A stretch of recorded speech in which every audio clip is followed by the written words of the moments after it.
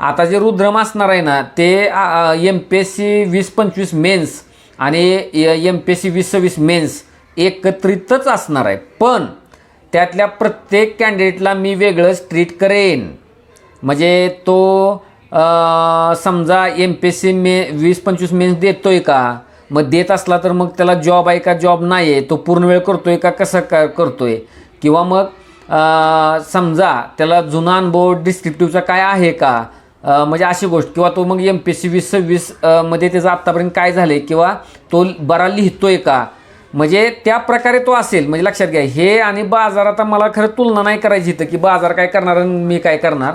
पण ते आता काय झालेलं आहे, तुलना करायची लोक असतात ना, ती पूर्वी बघा माया पण डोक्यात एकदा आलं होतं ते नाही का, ते पतंजलीचं यायचं बघा, म्हणजे आम्ही काय करतो आणि ते कोलगेटवाले काय करतात आणि अजून कोण काय करतो, ते तशी करायची आता वेळ आली.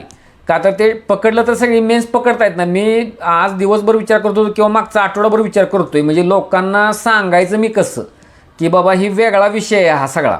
तुम्हाला एक आलायच विषय म्हणून जरा थोडं सांगतो सुरुवातीलाच. तुम्ही बाजारातली कोणती पण काय पण उपक्रम काढून बघा, कोणत्याही, मी नाव आता घेत नाही, कोणताही काढून बघा, तुम्हाला सांगतो गंमत काय. तर जुन्या MCQला काय व्हायचं तुम्हाला जरा सांगतो की काय व्हायचं. प्रिलिम झाली ना, MCQची प्रिलिम झाली की ठराविक 2 ते 3च क्लासेस आहेत. लक्षात घ्या, 2च मी म्हणेन, 2 किंवा 3च. तर त्या लोकांनी हे बाहेर काढलं प्रकरण. कोणतं, म्हणजे प्रकरण तयार केलं काय की आपण प्रिलिमच्या लोकांवर कॉन्सन्ट्रेटच करायचं नाही, इंटिग्रेटेड बॅचला जास्त किंमत नाही द्यायची. म्हणजे डिग्री पास होऊन जी मुलं येतात ना तिकडं लक्ष जास्त द्यायचं नाही. का तर ती स्पेस एका विशिष्ट अकॅडमीनं व्यापलेली आहे. म्हणजे अशा पद्धतीनं मग त्यांनी काय नवीन प्रारूप काढलं की मेन्सलाच मुलं ओढायची आणि मेनच्या मुलांचा विश्वास त्यांच्यावर बसायचा. आणि फास्ट ट्रॅक बॅचेस, तुम्हाला ह्यातल्या तुमच्यापैकी काय लोकांनी माहीत असेल पण काय, त्यामधने कोट्यवधी रुपये मिळतात. त्याला 30-35 हजार फी होती आणि MCQ एक्झामला. आणि मग काय तुम्हाला माहीत आहे, डिजिटल बोर्ड आणि सकाळी 6 वाजल्यापासून चालू फिरतो. का तर ती मुलं माझ्याकडे टार्गेट SSM 24ला 23ला 21ला ते आलेले आहेत ना तिकडे गेल्या वर्षी. मग आता काय फरक पडला, मग आता का आलाय, तर मग मला त्याचं उत्तर माहीत असतं. म्हणजे तो का आलेला आहे, तो वाढलेला नाही ना स्कोर. आणि त्याने कुणी व्हिडिओ बनवलं, लक्षात घ्या, म्हणजे ते आता मी त्या ह्याच्यामध्ये जाणार नाही. तर कधीही त्या अकॅडमीचा पूर्ण विद्यार्थी तो नसतो. त्याला वेगवेगळ्या टप्प्यावर तो जाऊन तिथनं काय मला मटेरियल मिळेल, तिथनं काय मला एक अमुक तमुक क्वेश्चन पेपर मिळतील, एवढाच हेतू असतो. अदरवाईज तसं नसतंय. ती घडण कशी झाली असते, काय झाली असते, किती वर्ष लागली आणि किती लोक ते पूर्ण करतात. आणि भरपूर विद्यार्थिनी किंवा विद्यार्थी असं पाहण्यात आहेत की ते 400च्या आत 380, 385, 410, समजा 430 पर्यंत, 426 किंवा काय अशात अडकलेले आहेत त्या लोक. आणि पूर्ण मेन्स घेणार म्हटल्यानंतर 30-35 हजार रक्कम जास्त वाटत नाही, पण त्यांची ॲडमिशन ही 500, 600 ते 900 पर्यंत असतात. 900 गुणिले 30,000 करून बघा, तुम्हाला कळेल मग काय प्रकार आहे. आणि ही गोष्ट किती महिन्यात हातात, 3 महिन्यात असं असतंय ते. किंवा आता सुद्धा जे मॉडेल काढलेलं आहे किंवा काय प्रकार करतात, अशीच काहीतरी फी मागायची 15,000 30,000, ती कमी वाटताना वाटते. माझ्या सगळ्या हातात मेन्स येणार, किंवा अगदी 15 दिवसातच उडवून टाकायचं एक मॉड्यूल डायरेक्ट. मुलं जास्त घ्यायची, फी ठेवायची 5 ते 7 हजार आणि 15 दिवसात. मग तिथं काय माहिती आहे का, मी सांगणार आणि तुम्ही ते करायचं. तसं म्हणजे करायचं म्हणण्यापेक्षा तुम्ही फक्त बघायची भूमिका घ्यायची. माझ्यासारख्यानं काय करायचं ते डिक्टेट करायचं किंवा काय, तुम्ही फक्त निवांत असं ऐकायचं मस्तपैकी. आणि आता जरा मेन्सला आले म्हटल्यानंतर मग काय वानगी दाखल ज्याला म्हणतो ना आपलं, एक तोंडी लावायला म्हणून, अशा टाईपचं तुमच्याकडं प्रश्न किंवा आयता प्रश्न देऊन मग त्या फॉर्मॅटमधनंच जाणार. सेकंड बॅच त्याच फॉर्मॅटमधनं, तिसरीत त्याच, चौथीत त्याच, असं असतं ते. आणि त्याचा इफेक्ट आल्यानंतर कळेल. तुम्हाला सांगतो असं सुद्धा प्रारूप आत्ता जे महाराष्ट्रात आलेलं आहे, म्हणजे आत्ता MPSCच्या निमित्तानं असं प्रारूप UPSCला सुद्धा नाही. मी काय म्हणतोय ते बघा, UPSCला असे मॉड्यूल घेतली जात नाहीत. एथिक्स वगैरे घेतात ऑनलाईन, एक 30 दिवसात, 18 दिवसात, 20 दिवसात ते घेतात. पण कुठला GS1 मॉड्यूल, GS2 असं नाही होत तिथं. मी खूप महत्त्वाची गोष्ट तुम्हाला सांगतोय, म्हणजे फेल होण्याची शक्यता का जास्त आहे तशी गोष्टी. तर हिथं काय आहे बरं का, ते रुद्रममध्ये काय होईल तुम्हाला सांगतो. खरा हा मूलभूत फरक आहे की आता बघा टीचिंग म्हणजे, आणि ही गोष्ट मी 20 ते 20ला ऑफलाईन बॅचला केलेली आहे. तुम्हाला सांगतो मी, मला वाटतं GS2 सुरुवात केलेली होती आणि ते आम्ही घ्यायला चालू केलं होतं. त्यातले काय बघा राजेशिवा 20-25चा जो ग्रुप आहे, ग्रुप चॅनेल नव्हे ते जुना, त्याच्यात बघा मी काय जुन्या लोकांची उत्तरं टाकलेली लिहिलेली ऑफलाईनला, म्हणजे लक्षात घ्या. तर ती PDF तर ते तयार झाले ना, होतात म्हणजे एका महिन्यात ऑफलाईनला म्हणतोय मी, म्हणजे फक्त एक सकाळची वेळ देऊन 3 ते 4 तास, सकाळ संध्याकाळ नव्हे, पण महिन्यात मी म्हणतोय GS2 संपू शकतो. म्हणजे अशी गोष्ट आहे ती. का तर तुम्हाला प्रिलिमला थोडंफार ते असतंय नॉलेज, म्हणजे पॉलिटी वगैरे काय प्रकार, आणि शिकवणं म्हणजे काय. आणि तुम्ही जर बघितलं ते सिलेबसला असा तुटक सिलेबस आहे. जसा आपण राज्यसेवा मेन्स MCQ टाईपची एक्झाम तो बघतो तसा सिलेबस तो नाही आहे, ही लक्षात घ्या, महत्त्वाचा मुद्दा. तर ते ठराविक पॉईंट आहेत बघा, म्हणजे लक्षात घ्या ठराविक पॉईंट आहेत आणि ठराविक पॉईंटवरच प्रश्न येतात. UPSC तसं विचारते तर MPSC काही वेगळं विचारणार नाही, फक्त बेसिक लाईनला जाईल, म्हणजे UPSCपेक्षा सुद्धा, असं माझा अंदाज आहे. तर मग हे घडतं काय नेमकं आत्ता जे मी सांगतोय हे झालं माहितीजन्य ज्ञान. म्हणजे UPSC सारखं MPSC करेल का, मग तुटक सिलेबस आहे, मग असं आहे, हे जे मी तुम्हाला शिकून शहाणं करतोय ना, ती तिथं घडणार नाही. तिथं कसं आहे, एक आला म्हणजे कॉन्स्टिट्युशनॅलिझम जर आला पहिला पॉईंट, तर ते काय असतं 10-15 मिनिटात माहिती, आणि मग हा प्रश्न घ्या आणि हे मॉडेल आन्सर मग तुम्ही लिहा, असा प्रकार आहे. चला लगेच दुसरा प्रश्न, तिसरा, असं. पण सिलेबस काय, त्यातनं प्रश्नात काय उतरलेलं आहे म्हणजे लक्षात घ्या. आणि ॲक्च्युली एखादं तुमच्या लक्ष्मणमधलं वाक्य कसं उचलतात केंद्राच्या संबंधातलं, किंवा मनेका गांधी केस असू दे किंवा काय कुठली पण असू द्या, त्यातलं एखादं वाक्य कसं उचलतात आणि मग तो प्रश्नाचा भाग कसं बनतं, किंवा वित्त आयोगावर एखादा प्रश्न असू दे, म्हणजे लक्षात घ्या तो मुळात एखाद्या लक्ष्मणमधल्या वाक्यावरून प्रश्न UPSC कसा तयार करतील, मग MPSCला काय होऊ शकतं, म्हणजे हे ज्या वेळेला तुम्हाला कळेल ना, त्यावेळेला बघा तुम्हाला तिथं आलेला ऑन दी स्पॉट प्रश्न लिहिता येईल. अदरवाईज मग काय करावं लागेल, बाजारू मॉडेलला समजा तुमच्याकडं एका विशिष्ट पॉईंटकडे 2 प्रश्न लिहून झालेले असतील, त्या 2 प्रश्नांच्या आधारेच तुम्हाला उत्तर लिहिता येईल, बरं का. हे एक पहिली गोष्ट. बरं आपण एक मानू की बाबा खरंच आहे, त्यातनं प्रिडिक्ट झाले प्रश्न आणि आले. आता गंमत तुम्हाला सांगतो काय असतं, की आता तारीख समजा मेनची कधी आहे, तिकडे मार्च-एप्रिल, बरोबर. मग तिथं हा रिवाईज कसा करत न्यायचा विषय, म्हणजे लक्षात घ्या. जरा आपल्या रुद्रमधले जुनी लोक पण जरा आठवून बघा, आपण जे GS1 जे घटक घेतले होते, हिस्ट्री, जॉग्राफी, तर तुम्ही टेस्टला आठवत असताना ज्या वेळेला सिलेबस कमी असतो त्यावेळेला सोपं जातं हो ते, पण समग्र असा तो विषय कसा न्यायचा, म्हणजे GS1 कसं काय मी रिवाईज करायचं, मग प्रश्न रिवाईज करायचे का काय.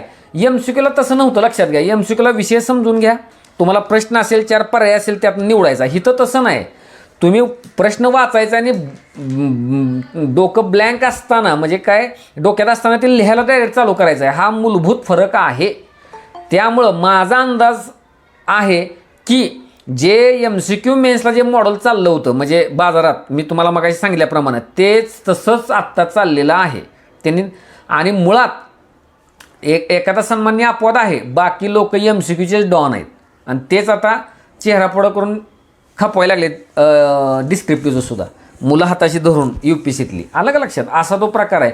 आणि लिखाणाची ही प्रक्रिया वेगळी असते, म्हणजे त्याच्यात म्हणजे एक कला आहे ना, ते बरोबर काढायला पाहिजे. म्हणजे बाबा पहिलं सुरुवात कशी तयार होईल उत्तराची, एंड कसा होईल, मग ते शिल्पासारखं कसं होईल, पण त्याला तुम्हाला बेसिकला काय लागतं, म्हणजे लक्षात घ्या. मुळात लिहिणं ही प्रक्रिया काय, म्हणजे काय असतं ते, म्हणजे लक्षात घ्या. मग 2 त्या प्रकारला लक्षात घ्या. तुमचा जो अनुभव असतो, म्हणजे जगणंच असतं, ते उतरू शकतो माणूस, म्हणजे लक्षात घ्या लिखाणाचं. पण इथं तांत्रिक गोष्टी काय येतात, पण त्याला ती एक ज्याला म्हणतो ना, ती कला असल्याशिवाय, ती कला अवगत पण करायला येते, पण ती अवगत असल्याशिवाय तुम्हाला ज्याला म्हणतो ना फ्लो असणारं लेखन ते करता येत नाही. आणि एकदा तुम्हाला सपाटीकरण, एकदा तुम्हाला ज्याला म्हणतो ना लिहिण्याची सवय लागली ना, ते डायल्यूट, तर मग अवघड आहे. सबस्टन्स त्यात येत नाही, म्हणजे उत्तर झाडलं तर पडून जाईल, म्हणजे त्यात काहीच नसतं, म्हणजे प्रश्न वेगळा उत्तर वेगळं नुसतंच लिहून आलाय. आता काय लोकांचं 25ला साधेल, पण तसं पण म्हणजे काय सांगू शकत नाही, पण खात्री नाही ना, म्हणजे लक्षात घ्या. त्यामुळं एक मेकॅनिकली आहे ना, म्हणजे पट पुढं टाईम बाउंड जायला पाहिजे का, तर जायलाच पाहिजे. आता त्याचा फायदा अर्थात पूर्वी जे रुद्रमला होते किंवा पूर्वी काय ना काय लिखाण केलं त्या लोकांना निश्चित होणार, त्यांना ता म्हणले की ताक काढणार आणि पुढे जाणार ती लोक. नव्या लोकांना सुरुवात अडखळत होईल. आता त्यावेळेला ते लोकांची झाली होतीच की त्यावेळेसुद्धा.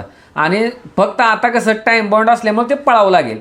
आत्ता तूर्त काय होईल, मी असं कसंही आगळपगळ बोलायला लागलो तर कुणालाच काय कळणार नाही मी काय बोलायला लागलो का. तर मग MPSC मेन्स 25चा विद्यार्थी जसा पळणार तसा 26चा पळणार का. पळत असला तर पळवणार मग, आणि नाही पळवत नसेल, त्याला ते झेपत नसेल तर मग मी त्याला बाजूला चालवणार. म्हणजे आलं का लक्षात. मग 3-4 प्रश्न असतील तर त्यानं 2 का लिहिणार, पण त्याच्यामध्ये सातत्य ठेवतोय का, समजतं का मी काय म्हणतोय ते. बघा ते तसा करतोय का. किंवा मग जरा वीक राहिला, कॅन्डिडेटच वीक मुळात राहिला, तर त्याला डायरेक्ट मग ते रेडीमेड काय देता येतंय का, डायरेक्ट प्रश्न. म्हणजे असं का, तर तुम्हाला सांगतो त्यावेळेला चांगला वेळ होता आपल्याजवळ ती चालवताना. आता तुम्हाला ज्याला म्हणतो ना रनिंग लिपी तसं चालेल जरा रुद्रमाता, लक्षात घ्या. म्हणजे ते आणि त्याचा धोका म्हणजे पोचणार नाही. लिडरशिप हे MPSC मेन्स 25 देणाऱ्या लोकांकडे असेल, आणि त्यांच्या पाठोपाठ किंवा अगदी 26ची पण लोक अशी आहेत काय थोडक्यात प्रिलिम राहणारी, ती लोक त्यांना लोडच जातील सोडा. पण आपल्याला ज्याला टेस्ट मनी किंवा ज्याला ज्या वेळेला पेपर आयोगाचा बाहेर येईल त्यावेळेला जर तुमच्याकडं मटेरियल योग्य सूत्रबद्ध मांडलेलं लोकांच्याकडे तयार असेल, आणि तुम्हाला अगदी धमक असेल तुमच्यात पेपर लिहिण्याची, म्हणजे कोण 26ची मुलं असून सुद्धा 25चा पेपर लिहिण्याची धमक जर तयार झाली, तर ते पुढच्या परीक्षेतले पहिल्या 5 मधले पहिल्या 10 मधले लोक असू शकतात. हा बघा फायदा आहे.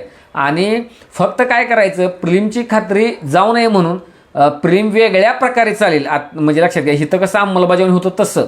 तर आता मला तर कुणी असा मेसेज आला आहे 4 ते 5 जणांचा, सर तुम्ही त्या आत्ता अंमलबजावणी चालू का करत नाही. म्हणजे आता प्रिलिम कधी आहे बघा 26ला, म्हणजे का चालू करत नाही, म्हणजे कसं होणार ते. पण ठीक आहे, त्यांचं सन्मान आहे, लक्षात घ्या. तर मग मी सुद्धा काय झालं माझा अनुभव, आत्तासुद्धा जरा लवकर चालू अंमलबजावणी केलं होते तरी मग मुलं ढेपाळी शेवटी लक्षात घ्या, असं पण झालं.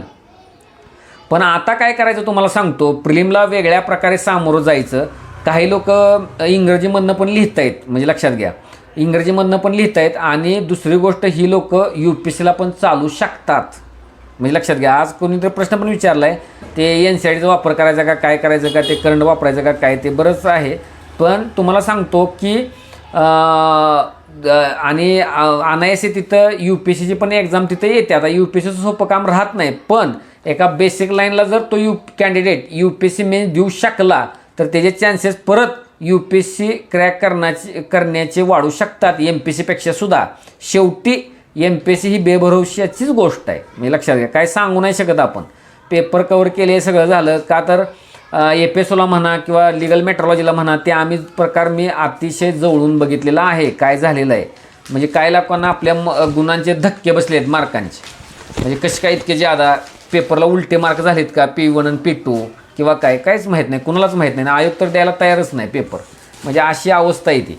त्यामुळं विचार करण्याची गोष्ट आहे, लक्षात घ्या. क्लास कशाला पाहिजे की मॉडेल आन्सर देणं. आपण मागच्या ग्रुपमध्ये पण पाहिलं होतं बघा, AI डायरेक्ट उत्तर तयार करते व्यवस्थित एकदम. त्याला फक्त मानवी चेहरा दिला, जरा किचकट शब्द बाजूला काढले की झालं की ते उत्तर. त्यामुळे डम्पिंग असं जे होईल, मॉडेल क्वेश्चन आन्सर. आता तुम्ही जसं आहे तसं मी पण बघत असतो, वेगवेगळ्या टेलिग्राम चॅनलला आहे ना, ते येतं बघा आजचा प्रश्न, किंवा कुणीतरी काय उत्तर लिहिलं, कुणीतरी काहीतरी सांगतं की ते एसे असा लिहायचा, पहिला असा लिहायचा, मग असं लिहायचं. मी ते बघत असतो, मी सुद्धा टायटल वगैरे बघतो, 1 सेकंदभर बघतो आणि जातो पुढं. म्हणजे कळतो माणूस आपल्याला कसा. आणि अक्षरशः धक्का बसतो, म्हणजे ह्याला तरी वर्णात्मक काहीच माहीत नाही, तरी पण हा माणूस इतक्या कॉन्फिडंट कसं काय बोलतोय. आणि कॉमेंट सेक्शन ऑफ केलेला असतो बऱ्याच ठिकाणी. तर ते असं असतं, ते म्हणजे वेगळंच आहे तो विषय सगळा. म्हणजे धक्कादायक आहे, अतिशय धक्कादायक आहे ते. म्हणजे लक्षात, ही प्रक्रिया कशी होते ॲक्च्युली, माणूस कसा लिहित जातो. दुसरी गोष्ट, आता इथं कॅन्डिडेट तो आहे का नाही मला माहीत नाही, आता लेक्चरला आहेत का नाहीत माहीत नाही. तर त्या कॅन्डिडेट तुम्हाला एक सांगतो, आलं सहज माझ्या लक्षात आलं बघा आत्ता, तो मग फरक तुम्हाला कळेल. तर रुद्रममधलाच कॅन्डिडेट आहे आता, म्हणजे ग्रुप C पोस्टवर आहे सध्या. आणि मला लग्नाची पत्रिका द्यायला तो आलेला होता. आणि मग प्रत्यक्षात पहिल्यांदा भेट झाली रुद्रमचा कॅन्डिडेट. आता पण स्कोर चांगला आहे, मेन्सला असणार, पण ग्रुप C पोस्ट आहे आणि लग्न आहे आता डिसेंबरच्या पहिल्या वीकमध्ये. आणि मग ते तर मला त्या कॅन्डिडेटनं UPSCच्या मला वाटते 2 मेन्स दिलेले आहेत त्यामुळं. पण मी त्यांना म्हणलं बरं का की तुमचे मग 2 मेन्स तुम्ही देऊनसुद्धा तुमची उत्तरे एवढी डायल्यूट का होती बरं, म्हणजे कायच त्यात सबस्टन्स नसायचं, म्हणजे कसं काय एवढं असं. तर काय नाही म्हणला सर, ते एकच सांगतो काय वेगळं शिकलो तिथं त्या रुद्रममध्ये, की मी तिथं प्रश्न वाचायचा आणि रिअल टाईममध्ये ऑन दी स्पॉट उत्तर लिहायचं. समजतंय का तुम्हाला? म्हणजे एक प्रश्न असतो काहीतरी येणार, आपण बघा एसे लिहिल्यासारखं, एसेला पण आपण ऑन द स्पॉट लिहितो ना तिथं, स्पॉन्टेनियस. तसा म्हणजे जीएसचा इच आणि एव्हरी क्वेश्चन स्पॉन्टेनियस लिहायचा. म्हणजे कसं की छोडो भारतवर आलं ना, छोडो भारतचं मग आठवायचं, मग विनोबा, मग नंतर 42, मग नंतर बरं त्याची काय कारणं किंवा 1857च्या उठावाची काय आलं, तर तसं ते रिअल टाईम आठवायचं आणि मग ते उत्तर लिहायचं. मग कसं अहो म्हटलं मग तेवढं लिहित होतं ते सुद्धा मग ग्रेट होतं मग तसं. तर ॲक्च्युली मग काय शिकलो तर असं स्ट्रक्चर्ड अगदी MCQ पेक्षा सुद्धा पाठांतर इकडं, आणि एक मुद्दा झाला की दुसरा आठवायला पाहिजे, दुसरा झाला की तिसरा धक्का बसलाय हे बघून तिथं. आणि मग ते उत्तरात चांगली उत्तरं का असतात आणि ते उत्तरात कसं काय ते म्हणजे याला म्हणतो एकदम कॉन्सन्ट्रेशन चांगलं असतं सबस्टन्सचं, ते कसं काय घडतं हे म्हणलं मी बघितलं. तर म्हणजे प्रामाणिक म्हणजे काही लोकांना कसं असते आपल्यात झालेला बदल सांगता पण येत नाही, लक्षात घ्या. तसा त्या कॅन्डिडेटला त्यांना ते सांगता येत होतं. तर खूप आश्चर्याची गोष्ट होती मला सुद्धा ते, म्हणजे असं ऐकणं की म्हणजे एवढं म्हणजे बघा ना किती वैविध्य आहे GS 4 पर्यंत आणि परत एसे, आणि ते प्रत्येक गोष्ट स्पॉन्टेनियस लिहिणं, मग किती ते डायल्यूट होईल. म्हणजे असं आहे. तर तुम्हाला सांगतो उत्तर लिहिण्याचं आणि नंतर त्यातनं सब पॉईंट काढणं, त्यांच्यात एक संगती जोडणं, लक्षात घ्या ते, आणि मग ते एक शिल्पासारखं असणं. पहिला मुद्दा आठवला की मग दुसरा आठवायला पाहिजे, दुसरा आठवला की तिसरा आठवायला पाहिजे, चौथा. नंतर मग चालता फिरता त्या मुद्द्यांची रिव्हिजन करणं. आता तो अनुभव जुन्या मुद्रामधल्या लोकांनी घेतलाय, पण नव्या लोकांना मी सांगतोय असं ह्या डिस्क्रिप्टिव्हच्या उत्तरात सुद्धा करावं लागतं, तरच पेपर कव्हर होतो. लक्षात घ्या 20 प्रश्न असतात, 10 आणि 10. त्यामुळे एवढं सोपं नाही. Switch on switch off, switch on switch off हे बाजारात काहीच कुठंच पत्ता नसतो ह्याचा. ते मुलं मनानं करतात, त्यांना ते सलाम आहे, लक्षात घ्या. ते काय करतात, पडतात शिकतात. थोडंच प्रोजेक्ट आहे आणि आम्ही रुद्रम सगळीकडे आहे नाही, पण तरी पण ते पोस्ट काढतातच की. तर त्याला ते वेळ लागतो, मग 1 वर्ष 2 वर्ष, तिसऱ्या वर्षी, ह्या वर्षी पहिल्यांदा मेन्स देणार, 26 27ला पोस्ट काढणार, पण काढणार, ते सोडत नाहीत, करणारे करतातच. आणि लक्षात घ्या म्हणजे अशी गोष्ट आहे. मला काय म्हणायचं आहे तर त्यात एक संगती मांडावी लागते, आणावी लागते, आणि हे नोट्स काढतानाच लक्षात घ्यावं लागतं किंवा उत्तर लिहितानाच लक्षात घ्यावं लागतं. मग ते बोजड वाटत नाही, पहिल्यापासूनच जायचं. आणि मग रिव्हिजनला कसं जायचं, मग सगळा टोटल GS विषय मग एक समजा 30-35 पेजेसमध्ये कसा बसवायचा, GS 1 GS 2 GS 3, म्हणजे लक्षात घ्या. आणि त्याची रिव्हिजन मग कशी करायची. मग समजा चुकून आपण न घेतलेला प्रश्न आला तर मग तसं तिथं काय मुद्दे यायला पाहिजे ते कसं ओळखायचं. तर ह्या गोष्टींच्या बघा ज्याला म्हणतो ना घडण प्रोसेस त्या लिखाणाची, ती बघा इथं घडेल इरेस्पेक्टिव्ह ऑफ. मग मी ते लिहिताना म्हणतो मुलांनी आता बघितलंय ते ॲक्च्युअल टीचिंग नसेल, असं घ्या एक टॉपिक आणि शिकवत बसा, ती गोष्ट नाही. बघा ते डेंगचं वाक्य आहे, म्हणजे मी नेहमीच सांगतो चिनी तत्वज्ञ काय, मांजर काळा आहे का गोरा आहे ते बघू नका, उंदीर मारताय ना, दॅट्स इट. ते महत्त्वाचं. प्रश्न पडल्यानंतर तो प्रॉपर उत्तर लिहितोय ना दिलेल्या वेळेत, बस त्याच्या मागं मग ते काय काय करायला लागेल ते लागू दे. समजा फक्त दिसायला सुंदर असून काय करायचं आहे, उंदीर मारत नाही तर त्यामुळे त्याला काय अर्थ नाही. मस्त चांगली नोट बनवले सगळे आहे, म्हणजे लक्षात घ्या सगळ्या गोष्ट आहे, काय उपयोग आहे म्हणजे लक्षात घ्या. पण ते रिप्रोड्यूस करता यायला पाहिजे, आणि रिप्रोड्यूस हे अचानक येत नाही. मग न्यूनगंड तयार होणं मग ते आपल्याला येतच नाही. ते शिक्षकाचं मार्गदर्शकाचं काम आहे, कठीण गोष्ट आहे ती. पण जर रिझल्ट आणायची असली तर अशा सवयी लोकांना मुलांना घडवायला त्याला वेळ लागतो. त्यामुळे नवीन लोकांना इथं थोडा पहिल्यांदा 8 ते 15 दिवस काय सांगता येत नाही, ती पण वेळ आता कमी आले.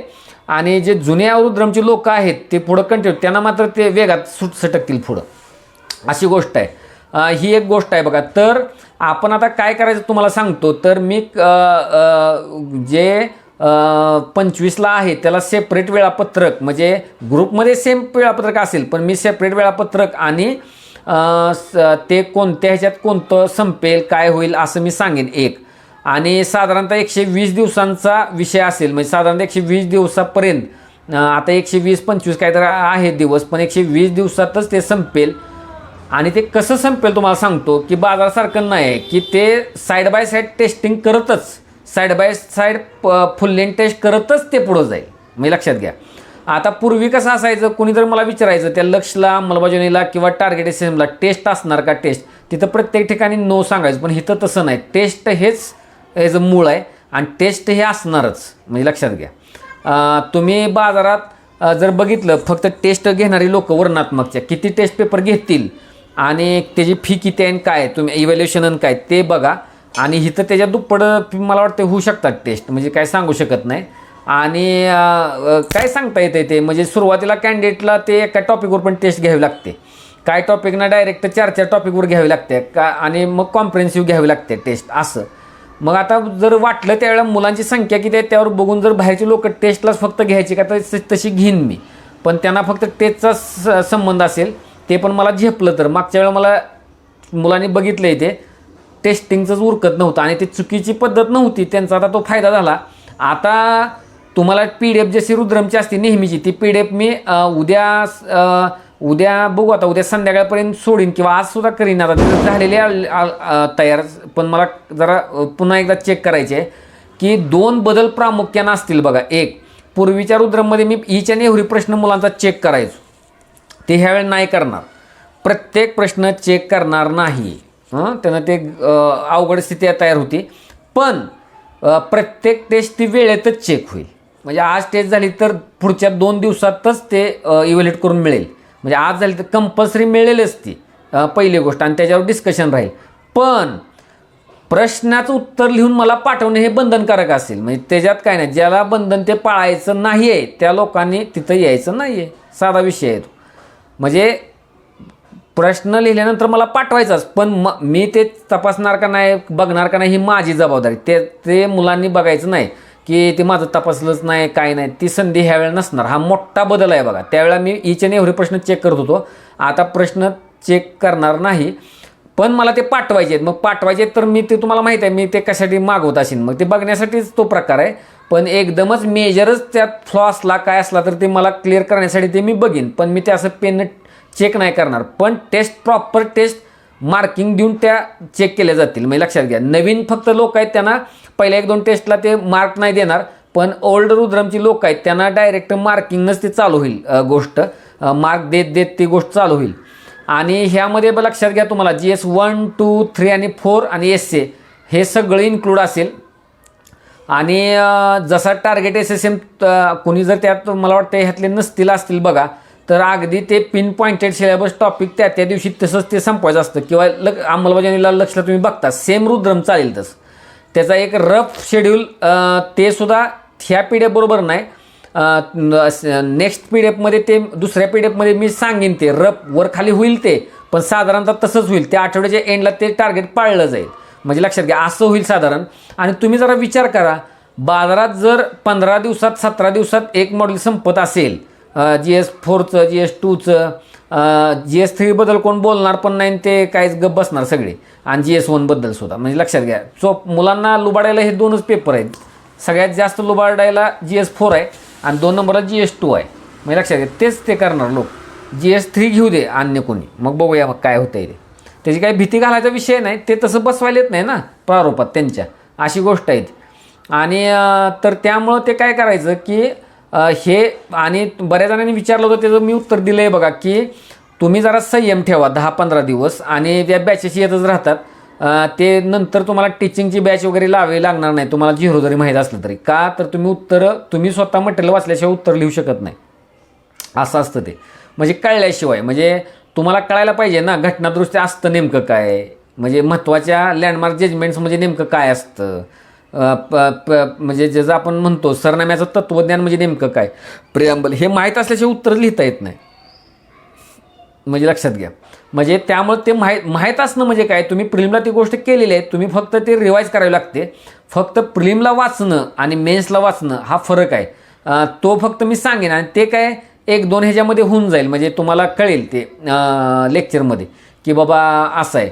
आणि आता मी नाही सांगू शकत बघा की आठवड्यात 2 लेक्चर का 3 लेक्चर का कसं काय. सुरुवातीला लेक्चर मला ठेवावं लागेल सतत, आणि ते नव्या लोकांसाठी जास्त ठेवावे लागेल.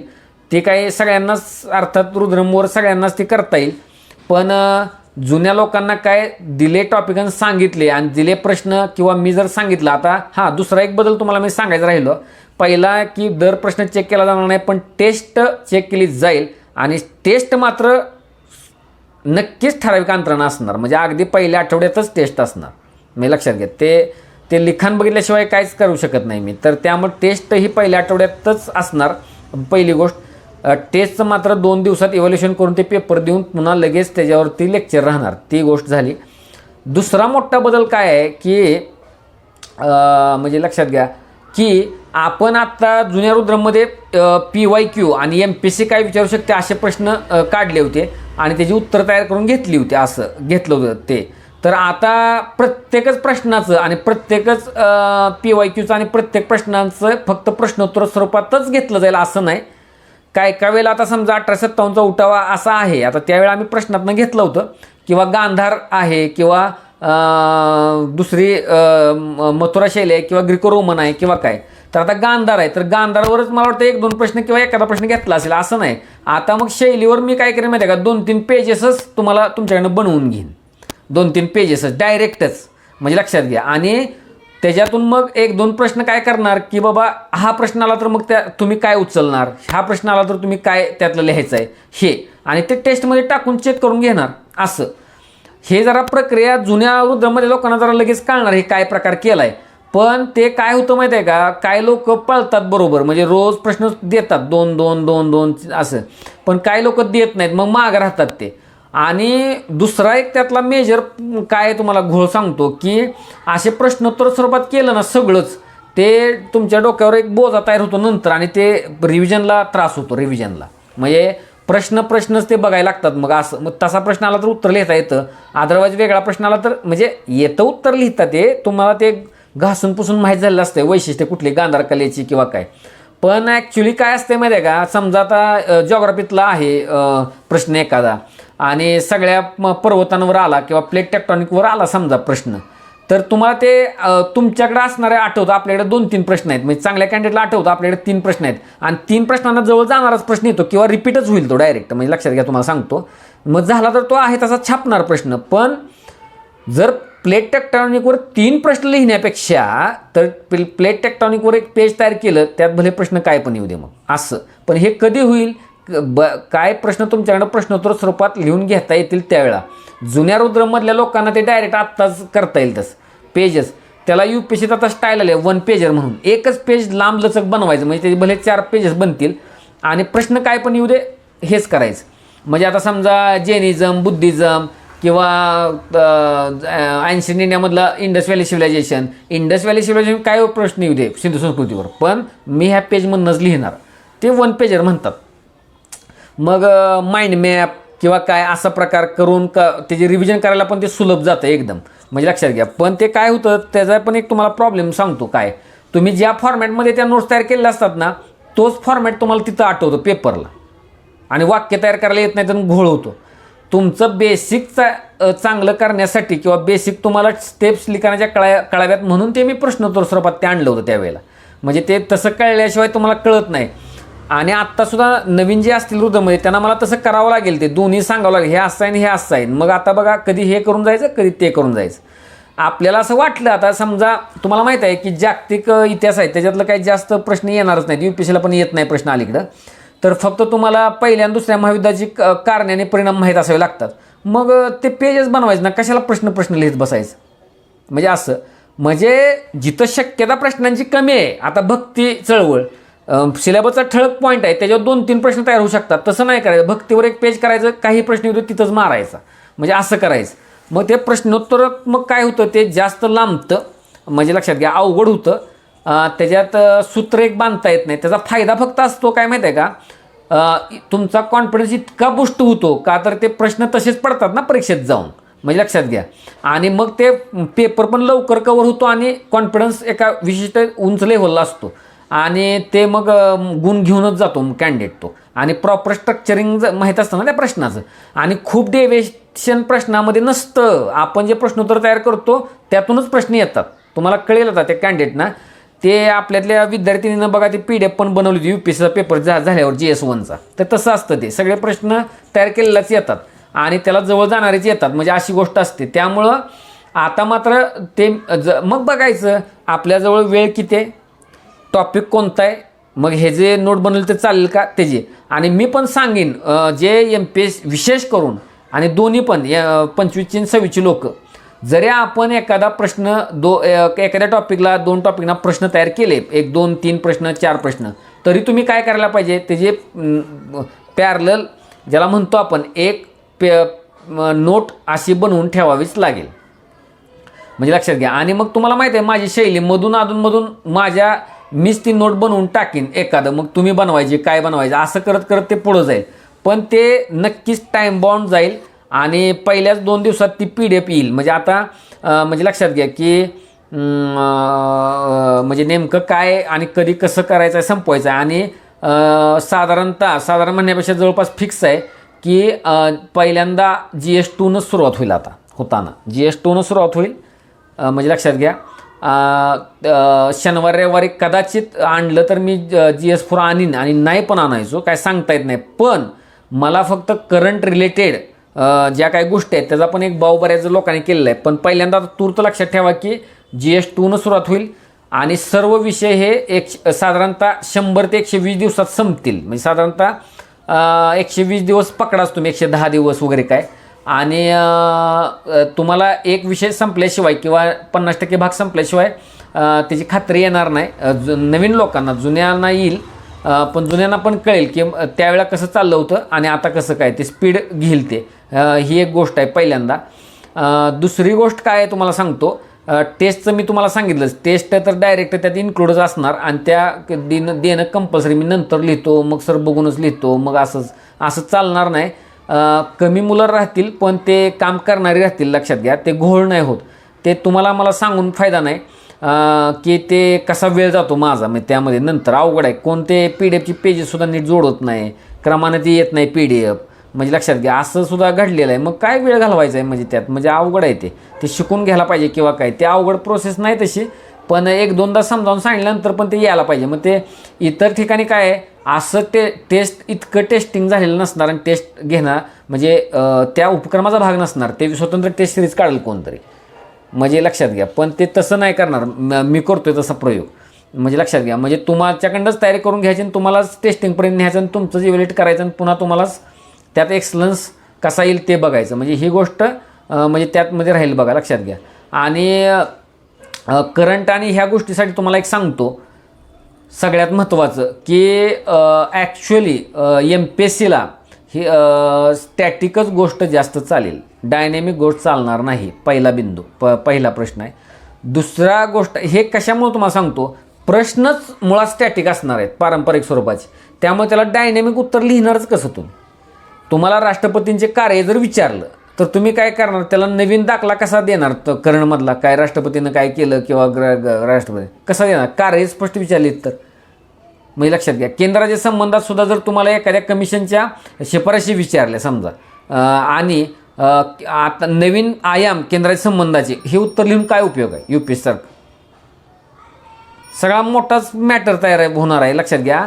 आणि तुम्हाला खरं सांगू का, बघा यूट्यूब चॅनलचे मेंबर वाढवणे, टेलिग्राम चॅनलचे मेंबर वाढवणे, किंवा काय असतंय की तुम्हाला माहीत आहे की तुम्ही 15 मासे 100 माशांवर जाळं टाकलं, त्यातले 100चे 100 सापडत नाही. म्हणजे टाकायचं जाळं 100वर, त्यातनं 10 सापडतील 10, असा तो प्रकार असतो. एक विशिष्ट कृती माझ्याकडनं मी चॅनलवर केली टेलिग्राम किंवा यूट्यूबला जास्त करून, तर त्यातनं लोक जोडली जातात जोरदार प्रकारे. मग ते पटपट वाढतात. आणि हे रेशो कसा असतो तुम्हाला सांगतो, ॲडमिशनचा सुद्धा मुद्दाम सांगतो. आता हे बाजाराचं प्रारूपच की ते 1000 वगैरे सबस्क्रायबर असले तर त्यातले 10 ॲडमिशन होतात. 4000 सबस्क्रायबर असले तर 40 ॲडमिशन होतात, असं असतं ते. मग तुम्ही विचार करा, 1 लाख, आता जरा प्रमाण पुढे गेल्यावर कमी होतं ते, 1 लाख 2 लाख सबस्क्रायबर असले तर त्या पटीत ते वाढत नाही ॲक्च्युली. पण जोपर्यंत 50-60 हजार सबस्क्रायबर होत असतात त्यावेळेला जोरदार इनकमिंग असतं, मग त्यांचे 500-600 ॲडमिशन होतात आणि तसं ते प्रारूप मग राबवलं जातं. आणि बाजारात सुद्धा तो पेपर नेमका माणूस कोण चेक करणार आहे, तोच करणार आहे का ज्याचा फोटो छापला जातो, किंवा तोच आहे का, किंवा बाजारात त्याला अनुभव किती आहे, ह्या गोष्टी बघितल्या जाणार आहेत का, किंवा त्यांनी कॉपीज मग त्या टाकल्या पाहिजेत टेलिग्राम चॅनलवर चेक केलेला मार्क दिलेले सगळ्याच डिटेल. फक्त नुसता व्हिडिओ नको, माणसं लिहितात, पोरं लिहितात आणि आम्ही पेपर तपासला, तसं नको. म्हणजे लक्षात घ्या, असं नाही. तर असं सगळे घोटाळे आहेत. आणि मग एकदा तुम्ही फसगत झाली तर तुम्हाला त्या मार्गातून ओढून आणणं ते कठीण जातं. त्यामुळं माझा पण सल्ला सगळ्यांना राहील, लक्षात घ्या, हे विषय शिकण्याची गोष्ट नाही, ही लिहिण्याची गोष्ट आहे. राज्यसेवा मेन्स किंवा UPSC मेन्स म्हणजे अर्थात तुम्हाला त्याचं आकलन झाल्याशिवाय तुम्हाला चांगलं लिहिता येत नाही आणि तुम्हाला त्यात रस उत्पन्न होत नाही. पण आकलन आणि लिहिणं खूप जमीन आसमानचा फरक आहे. त्या दोन्ही गोष्टी खूप वेगळ्या आहेत. म्हणजे लक्षात घ्या, ज्याला खूप चांगलं आकलन आहे त्याला चांगलं लिहिता येईलच असं नाही. म्हणजे लक्षात घ्या, पण जर लिहिता येण्याची शैली आहे पण आकलन चांगलं आहे, तो तर बेस्ट उत्तरे आणेल. म्हणजे असं गोष्ट असते. त्यामुळं तुम्ही केवळ चेहऱ्यावर किंवा त्यात जाऊ नका, अनुभव त्यात किती आहे आणि तो एक्झॅक्ट पेपर कोण इव्हॅल्युएट करणार आहे आणि तो पेपर इव्हॅल्युएट केल्यानंतरचं जे फीडबॅक आहे तो त्या कॅन्डिडेटच्या इम्प्रूव्हमेंटसाठी किती मदतगार ठरणार आहे, त्या गोष्टी महत्त्वाच्या आहेत. आणि त्यात ट्रान्सफॉर्मेशन हळूहळू कसं होत जाणार आहे त्या कॅन्डिडेटमध्ये. त्यामुळे लेखनाची प्रक्रिया जाणणारा स्वतः लेखन करणारा माणूस तुम्ही निवडायला पाहिजे ह्या प्रक्रियेमध्ये. लक्षात घ्या, अशी गोष्ट आहे.